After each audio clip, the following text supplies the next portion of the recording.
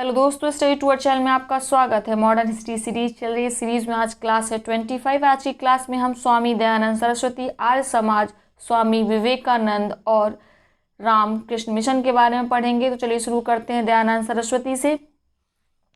दयानंद सरस्वती का जन्म 1824 ईस्वी में गुजरात में हुआ। दयानंद सरस्वती को भारतीय क्षितिज के जगमगाते सितारे कहा जाता है। इन्होंने अपना संपूर्ण जीवन भारत के सामाजिक धार्मिक सुधार में समर्पित कर दिया। इनके बचपन का नाम मूल शंकर था। 1846 ईस्वी में इन्होंने गृह त्याग कर दिया था और अपना नाम बदलकर मूल शंकर से दयानंद कर लिया था। सत्य की खोज में भटकती 1861 में ये मथुरा पहुंचते, जहां पर इनकी भेंट वेदांत के शिक्षक विरजानंद से होती है। यह उनके शिष्य बन जाते हैं और उनसे वेदों की शिक्षा ग्रहण करते हैं। दयानंद ने हिंदू संस्कृति के पतन से दुखित होकर प्रतिज्ञा की थी कि वे वेदों की महत्ता को पुनः स्थापित करेंगे, हिंदू धर्म एवं संस्कृति को प्रतिष्ठित करेंगे। इनका मानना था कि ईश्वर निराकार है, मूर्ति रूप में उसकी पूजा नहीं की जानी चाहिए। साथ में इनका मानना था कि राम और कृष्ण महापुरुष थे, भगवान नहीं थे, भगवान के अवतार नहीं थे। ठीक है, ये कर्म और पुनर्जन्म के सिद्धांत पर विश्वास करते थे। इनका मानना था कि आत्मा अजर और अमर होती है और इन्होंने समाज में वैदिक शुद्धता के लिए और मर्यादित आचरण हेतु नारा दिया था, वेदों की ओर लौटो, जो बहुत प्रसिद्ध है, आपको याद रखना है। दयानंद ने 1867 में 1867 में हरिद्वार कुंभ में पाखंड खंडनी पताका फहराकर हिंदू धर्म में व्याप्त अंधविश्वास तथा बुराइयों के विरुद्ध आवाज उठाई। याद रखिएगा, पाखंड खंडनी पताका कहाँ फहराई है? हरिद्वार कुंभ में। कब? 1867 में, 1867 में। 1875 में इन्होंने बंबई में आर्य समाज की स्थापना की। आर्य समाज के 3 सिद्धांत थे। पहला सिद्धांत, आर्य समाज केवल वेदों को ही अंतिम स्वतंत्र शब्द के रूप में स्वीकारेगा। समाज का प्रत्येक सदस्य अपनी आय का 1/100वां भाग आर्य समाज के संस्थानों को दान करेगा। तीसरा, आर्य समाज के विद्यालयों में जो छात्र छात्राएं पढ़ेंगे उनको वेदों के आधार पर शिक्षित किया जाएगा। ठीक है, तो ये 3 सिद्धांत थे आर्य समाज के। आर्य समाज का मुख्यालय जो पहले बंबई में था, 1877 में, 1870 में इन्होंने उसको स्थानांतरित कर लाहौर ले गए। इन्होंने आर्य समाज की संस्था द्वारा जाति व्यवस्था का विरोध किया। समाज में जो बुराइयां थी, छुआछूत था, हिंदू धर्म की रूढ़िवादिता थी, उसको खत्म करने के लिए कई प्रयास किए। इन्होंने 10 सूत्री सिद्धांत दिए थे, याद रखिएगा। ठीक है, इन्हीं बुराइयों को खत्म करने के लिए। वो 10 सूत्री सिद्धांत क्या थे देख लेते हैं। वेद ही सत्य है, ज्ञान का एकमात्र स्रोत है। वेद मंत्र के आधार पर पाठ और हवन होना चाहिए। आर्य समाज मूर्ति पूजा का विरोध करेगा, निराकार ईश्वर में विश्वास रखेगा, कर्म और पुनर्जन्म के सिद्धांत में विश्वास रखेगा, तीर्थ यात्राओं और अवतारवाद का विरोध करेगा, स्त्री शिक्षा समानता विश्वास रखेगा, बाल विवाह, बहुविवाह, जाति आधारित जो भेदभाव है उसका विरोध करेगा, विशेष परिस्थितियों में विधवा विवाह को समर्थन करेगा, हिंदी और संस्कृत भाषा का प्रचार प्रसार करेगा। तो यही 10 आर्य समाज के सिद्धांत थे, जिन्हें 10 सूत्र कहा गया है। आर्य समाज ने अपने इन सिद्धांतों को प्रतिपादित करते हुए तमाम प्रकार के सुधार किए। इसने जाति के निर्धारण का आधार जन्म नहीं बल्कि कर्म माना है। ठीक है, दयानंद सरस्वती प्रथम ऐसे व्यक्ति थे जिन्होंने शूद्रों, स्त्रियों को वेद पाठ, उच्च शिक्षा या गोपवीत धारण करने के लिए आंदोलन चलाया, उसका समर्थन किया। 1866 में इन्होंने पाखंड खंडन तथा 1874 में सत्यार्थ प्रकाश की रचना की। ये हिंदी में की थी, सत्यार्थ प्रकाश की, क्योंकि ये हिंदी और संस्कृत भाषा के ही प्रचार प्रसार में विश्वास करते थे। तो याद रखिएगा, 1866 में इन्होंने पाखंड खंडन की रचना की और 1867 में इन्होंने हरिद्वार कुंभ में पाखंड खंडनी पताका भी फहराई थी। 1874 में सत्यार्थ प्रकाश की रचना की। आर्य समाज ने लड़के के विवाह की उम्र 25 वर्ष और लड़की के विवाह की उम्र 16 वर्ष सुनिश्चित की। इन्होंने ईसाई धर्म जो मिशनरीज थे, यहाँ पे आपको पता है 1813 के चार्टर एक्ट से इनको भारत में ईसाई धर्म का प्रचार करने की छूट मिल गई थी। इसी कारण ये क्या कर रहे थे, जो निचले तबके के लोग थे उन्हें किसी न किसी प्रकार का लालच देकर उनको ईसाई बना रहे थे। ठीक है, तो इन्होंने जो ईसाई मिशनरियों के विरुद्ध अपना एक आंदोलन चलाया जिसे कहा जाता है शुद्धि आंदोलन, याद रखिएगा, पूछा जाता है। हिंदू धर्म को छोड़कर जो लोग ईसाई बन गए थे उन्हें पुनः हिंदू धर्म में वापस लाया जाए, इसीलिए आंदोलन चलाया गया था। यह कार्यक्रम हालांकि बहुत विवादास्पद रहा। दूसरा इनका कार्यक्रम था गौरक्षा आंदोलन, जो उन्होंने 1882 में चलाया। इसके कारण जो गौरक्षक थे और मुस्लिम वर्ग था वो एक दूसरे के विरोधी हो गए थे। इस समय कई सांप्रदायिक दंगे भी हुए। 1876 में दयानंद ने वेद भाष्य नामक पुस्तक लिखी। ये प्रथम व्यक्ति थे जिन्होंने हिंदी भाषा को राष्ट्रभाषा कहा था। शिक्षा के क्षेत्र में भी आर्य समाज का महत्वपूर्ण योगदान रहा है। आप जानते हैं, आपने दयानंद एंग्लो वैदिक कॉलेज डीएवी कॉलेज सुने होंगे।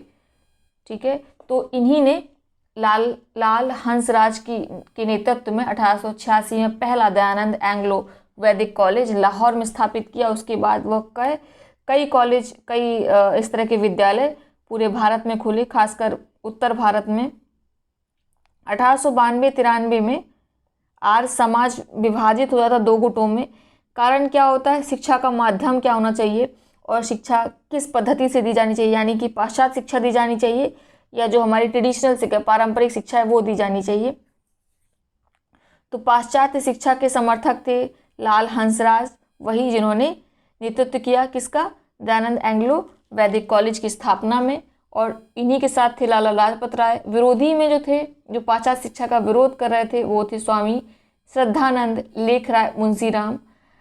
ये विरोध शांत नहीं हुआ, इसलिए स्वामी श्रद्धानंद इनसे अलग हो जाते हैं और 1902 में हरिद्वार में गुरुकुल कांगड़ी नामक विश्वविद्यालय की स्थापना करते हैं, जहां पर पारंपरिक जो परंपरागत भारतीय शिक्षा थी उसकी व्यवस्था की गई थी, शिक्षा दी जाती थी। ठीक है, तो दयानंद की मृत्यु के उपरांत, जो इनकी मृत्यु कब होती है हमने ऊपर मेंशन किया हुआ है, 1883 में अजमेर में इनकी मृत्यु होती है। तो इनकी मृत्यु के बाद जो इसका दायित्व था उसको किसने आगे बढ़ाया, लाला हंसराज ने और लाला लाजपत राय ने। ठीक है, इन सब ने इनको आगे बढ़ाया। इसी कारण आर्य समाज को सैनिक हिंदुत्व की संज्ञा भी दी जाती है।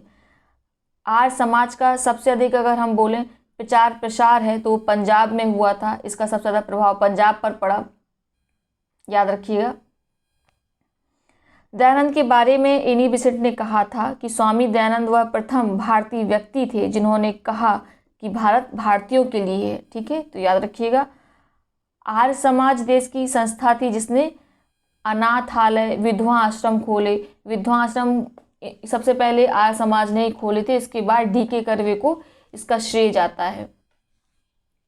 पहला अनाथालय स्वामी जी के जीवन काल में फिरोजपुर में स्थापित किया गया था, याद रखिएगा। दयानंद पहले व्यक्ति थे जिन्होंने स्वराज शब्द का प्रयोग किया। उसके बाद 1906 में दादा भाई नेहरू जी ने कांग्रेस के मंच से स्वराज शब्द का प्रयोग किया था। इस तरह के प्रश्न पूछे जाते हैं, किस व्यक्ति ने सबसे पहले स्वराज शब्द का प्रयोग किया। तो अगर दयानंद सरस्वती विकल्प में दिए होंगे तो आप दयानंद सरस्वती को टिक लगाएंगे, अगर ये नहीं विकल्प में होंगे तो फिर आप दादा भाई नेहरू जी पर ही टिक लगाएंगे। ठीक है, इनको भारत का मार्टिन लूथर किंग कहा जाता है। इनके पहले गुरु, जो प्रथम गुरु थे, वो पूर्णानंद थे। ठीक है, जिन्होंने इनका नाम दयानंद दिया था। तो कई जगह दिया रहता है कि उन्होंने स्वयं से अपना नाम दयानंद किया था और कई जगह दिया हुआ है कि इनके गुरु पूर्णानंद थे जिन्होंने इनको दयानंद नाम दिया था। तो ये हो गया, हमने पढ़ लिया दयानंद के बारे में। अब हम पढ़ते हैं स्वामी विवेकानंद के बारे में। ठीक है, बहुत इंपॉर्टेंट है, इनके कुछ वक्तव्य बहुत इंपॉर्टेंट है। जैसे हम मानवता को वहाँ ले जाना चाहते हैं जहाँ ना वेद है, ना कुरान है और ना ही बाइबल। इनका एक और कथन बहुत प्रसिद्ध है, मैं ऐसे धर्म को नहीं मानता जो विधवाओं के आंसू ना पोंछ सके या किसी अनाथ अथवा गरीब को रोटी का एक टुकड़ा ना दे सके। ये इसके वक्तव्य हैं स्वामी विवेकानंद के, याद रखिएगा। ऐसी महान विभूति का जन्म 1863 में बंगाल में होता है। इनके बचपन का नाम नरेंद्र दत्त होता है। ठीक है, ये किसके शिष्य थे, रामकृष्ण परमहंस के शिष्य थे। जब रामकृष्ण परमहंस की मृत्यु हो जाती है तो रामकृष्ण परमहंस के जो संदेश थे उनको नरेंद्र दत्त ने ही यानी स्वामी विवेकानंद ने ही दुनिया में प्रचारित किया। ठीक है, इन्होंने अपने जीवन में संन्यास ग्रहण कर लिया था, भारत भ्रमण किया। भ्रमण के दौरान ही राजस्थान में अपने गुरु के यानी स्वामी रामकृष्ण परमहंस के संदेशों का प्रचार करने गए। तो उसी समय राजस्थान के खेतड़ी रियासत के राजा कुंवर अजीत सिंह से इनकी भेंट होती है और उन्हीं के सुझाव पर ही अपना नाम बदलकर विवेकानंद रख लेते हैं और महाराज ही इनके खर्च की व्यवस्था करते हैं। जब ये 1893 में अमेरिका के शिकागो शहर में जो प्रथम विश्व धर्म सम्मेलन था उसमें जाते हैं प्रतिनिधि के रूप में। ठीक है, हिंदू धर्म के प्रतिनिधि के रूप में जाते हैं। हालांकि इनको बुलाया नहीं गया था, लेकिन ये स्वयं से हिंदू धर्म के प्रतिनिधि बनकर अमेरिका के शिकागो पहुंचते हैं। तो इन्होंने 11 सितंबर 1893 में सम्मेलन को संबोधित करते हुए कहा, मेरे अमेरिकी भाइयों और बहनों, इससे जो संबोधन से पूरा अमेरिका निहाल हो गया। लगातार 7 दिन तक इन्होंने हिंदूवाद की उदारता पर भाषण दिया, जो विश्व इतिहास की एकदम आश्चर्यजनक घटना थी। इनके भाषण के अंत में इन्होंने कहा, मेरा ईश्वर घर में पकाने वाली पतीली के आखिरी अन्न में निवास करता है,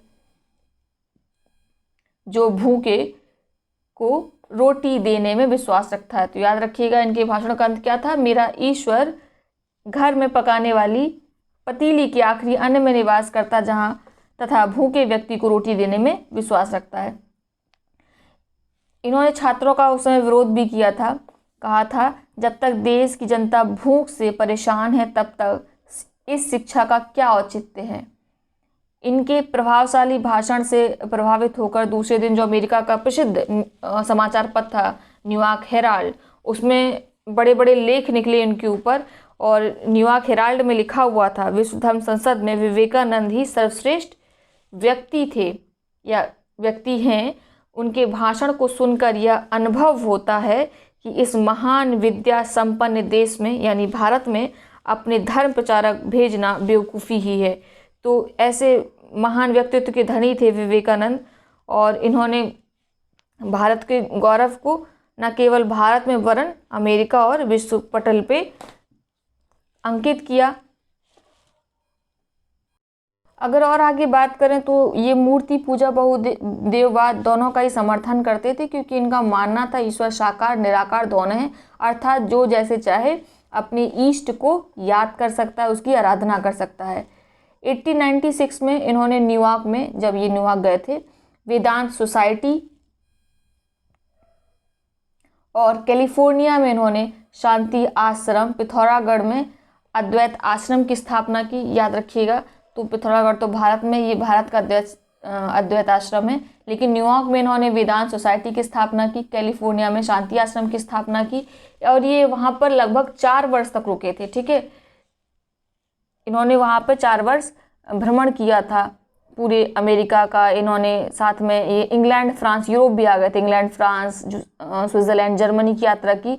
उसके बाद ये वापस लौट के आते हैं 1897 में, जहाँ पर आकर उन्होंने किसकी, रामकृष्ण परमहंस की स्थापना की और इन्होंने इसको 1909 में सोसाइटी पंजीकरण अधिनियम में भी पंजीकृत करा दिया था। इनकी 2 प्रमुख पत्रिकाएं हैं जो बहुत प्रसिद्ध हैं, परीक्षा में पूछी जाती हैं। प्रबुद्ध भारत जो अंग्रेजी में थी, उद्बोधन जो बंगाली में थी, याद रखिएगा। इन्होंने एक पुस्तक भी लिखी थी, मैं समाजवादी हूँ, इसको याद रखिएगा। इनके इसी भारत के जो इन्होंने पुनर्जागरण किया, समाज सुधार में योगदान दिया, इससे प्रभावित होकर स्वामी विवेकानंद को सुभाष चंद्र बोस ने राष्ट्रीय आंदोलन का आध्यात्मिक पिता कहा था। स्वामी विवेकानंद ने महिलाओं के उत्थान को भी बहुत ज़्यादा समाज को प्रेरित किया कि हमें महिलाओं के उत्थान पर ध्यान देना चाहिए। इन्होंने एक वक्तव्य कहा था कि 500 समर्पित व्यक्तियों के साथ मुझे इस देश को सुधारने में लगभग 50 वर्ष लग जाएंगे, लेकिन अगर मुझे 50 स्त्रियों का सहयोग मिल जाए तो मैं कुछ ही वर्षों में यह कार्य कर सकता हूँ। ठीक है, तो ये महिलाओं की बहुत ज़्यादा सम्मान करते थे, उनके सामाजिक उत्थान के लिए सदैव तत्पर रहते थे, प्रयासरत रहते थे। इनसे प्रभावित होकर एक आयरिश महिला जब ये शिकागो गए थे तो उसी समय इनके भाषण से बहुत प्रभावित हुई थी और इनके साथ ही वह भारत आ गई थी सिस्टर निवेदिता। इनको आप बखूबी जानते होंगे, ठीक है। और सिस्टर निवेदिता ही इनकी प्रिय शिष्या भी थी। तो हम बात कर लेते हैं रामकृष्ण मिशन की। रामकृष्ण मिशन किनके संदेशों को फैला रहा था? आप जानते हैं इनके कौन गुरु थे? रामकृष्ण परमहंस, ठीक है। रामकृष्ण परमहंस के बारे में अगर हम जानें तो इनके बचपन का नाम गंगाधर चट्टोपाध्याय था। इनका जन्म 1836 में हुआ था, कलकत्ता के हुगली में। गांव का नाम था कुमार प्रकार। ये कलकत्ता के एक तारकेश्वर मंदिर था, वहाँ पे पुजारी थे, प्रसिद्ध समाज सुधारक थे। इन्होंने बारानगर में रामकृष्ण मठ की स्थापना की थी। तो याद रखिएगा, रामकृष्ण मिशन स्थापित किसने किया? स्वामी विवेकानंद ने। रामकृष्ण मठ की स्थापना किसने की? रामकृष्ण परमहंस ने। ये याद रखिएगा, कंफ्यूज हो जाते हैं इसको। इस मिशन का उद्देश्य क्या था? जो रामकृष्ण मठ था, इसका उद्देश्य था भारत में सामाजिक धार्मिक सुधार लाना। इनके सदस्यों ने जो मूर्ति पूजा वैदिक परंपराओं का समर्थन किया था। रामकृष्ण को क्या कहा जाता है? दक्षिणेश्वर का संत भी कहा जाता है। याद रखिएगा, रामकृष्ण परमहंस को दक्षिणेश्वर का संत भी कहा जाता है। यह मिशन मनुष्यों की अगर आप सेवा करते हैं वही ईश्वर की सेवा है, वही सच्चा परोपकार है, ऐसा इन्होंने संदेश फैलाया अपने रामकृष्ण मठ के द्वारा। और इन्हीं शिक्षाओं को लगभग सेम, इन्हीं संदेशों को सेम किसने आगे बढ़ाया? रामकृष्ण मिशन ने, जिसकी स्थापना की स्वामी विवेकानंद ने। तो ये सारे इंपॉर्टेंट फैक्ट लगभग हमने याद कर लिए हैं, पढ़ लिए हैं। आप इसको नोट कर लीजिएगा। बहुत बहुत धन्यवाद।